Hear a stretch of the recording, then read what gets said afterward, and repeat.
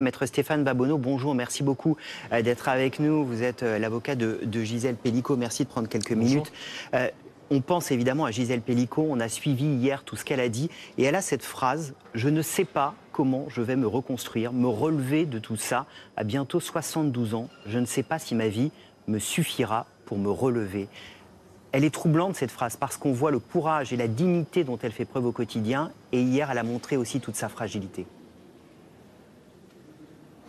Oui, c'est vraiment le sens du message de Gisèle Pelicot. Elle ne cherche pas à ce qu'on l'admire, elle ne cherche pas à ce qu'on pense qu'elle est exceptionnelle, parce que ça serait aussi d'une certaine manière faire insulte à toutes les victimes qui traversent les mêmes épreuves en disant qu'il n'y a qu'une seule manière de se comporter. En réalité, ce qu'elle cherche à montrer, c'est que on est évidemment profondément détruit quand on subit pour une femme un viol, et pour un homme aussi, même si numériquement évidemment ce phénomène est moins répandu, mais il existe également. Et quand on est victime de faits de nature sexuelle, on peut être effectivement détruit, mais c'est aussi un message d'espoir, ce qu'elle a souhaité donner, en montrant que, eh bien, on peut faire face si on trouve les ressources autour de soi, parce qu'elle le dit aussi, elle a bénéficié d'énormément d'aide, elle bénéficie aussi d'un soutien aujourd'hui qui est exceptionnel. Je pense que ça n'est jamais arrivé, mais elle a en permanence, et elle nous le dit fréquemment, une pensée pour toutes les victimes qui, à l'heure à laquelle nous parlons, dans les cours d'assises, les cours criminels de France, font face à la même épreuve, sans nécessairement avoir des gens qui viennent les applaudir à la sortie,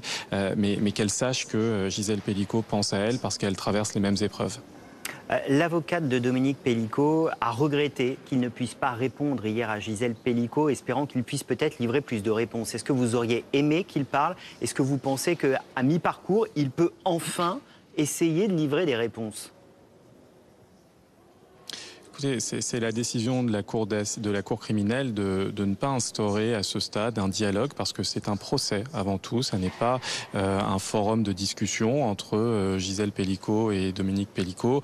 Et je pense que le président a estimé hier qu'il n'était pas opportun qu'il s'instaure ce dialogue, parce que ça n'était pas le moment, et que M. Pelicot avait eu l'opportunité de s'exprimer vendredi dernier.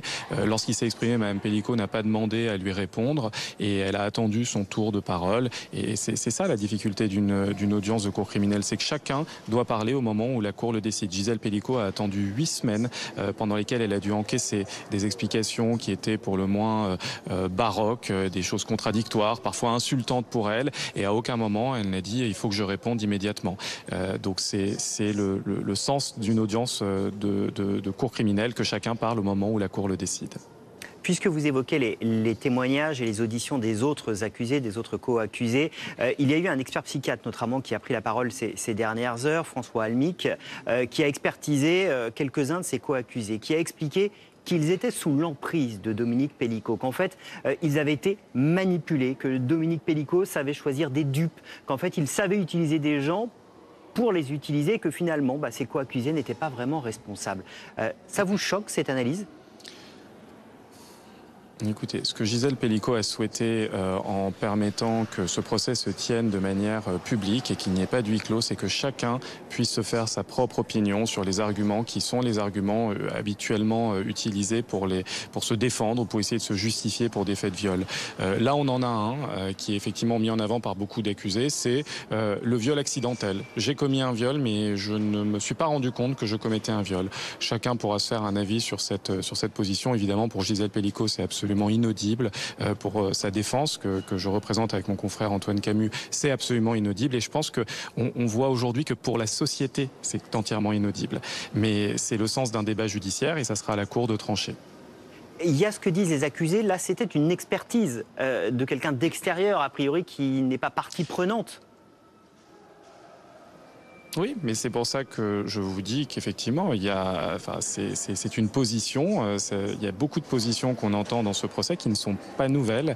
Et moi, je ne fais aucun procès d'intention à un expert en particulier. Je dis simplement que dans le cadre de ce procès, c'est vraiment à la racine de la volonté de Gisèle Pelicot d'ouvrir ce procès qui, pour elle, est une souffrance. C'est une souffrance qui est inimaginable de devoir faire face à ces individus que, pour la majeure partie, et la quasi-totalité d'ailleurs, à l'exception de son mari, elle n'avait jamais vu de sa vie, de voir ses vidéos, d'entendre ses arguments des heures durant dans cette salle d'audience, sans, comme on l'a dit, pouvoir répondre à chaque fois, eh bien, elle voulait que, à travers cela, chacun puisse entendre ses arguments et se faire un avis, y compris un expert, y compris un témoin. Vous savez, il y a beaucoup de témoins qui sont venus pour dire, eh bien, moi, je connais cet homme, tel ou tel accusé, alors que nous avons des vidéos qui les représentent en train de commettre un viol, pour dire, c'est impossible qu'il ait commis un viol, parce que c'est un bon ami, un bon père, un bon collègue, et ça aussi, c'est quelque chose que Gisèle Pelicot a souhaité voir déconstruit dans le cadre de ce procès.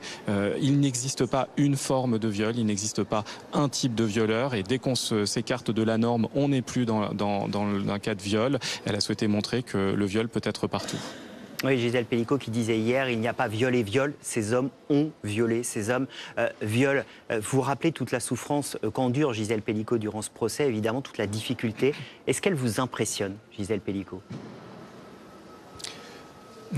Elle nous impressionne par sa volonté, mais encore une fois, elle a effectivement cette souffrance, mais qui est une souffrance partagée par toutes les victimes qui ont à faire face à ce type de procès, qui sont des procès nécessaires, hein, il faut le dire. Personne ne dit que c'est une souffrance gratuite. Il y a des peines de prison très lourdes qui sont encourues. On a des peines de 20 années de réclusion criminelle qui sont encourues. Il est normal que les gens puissent se défendre. D'ailleurs, ça ne pourrait être autrement.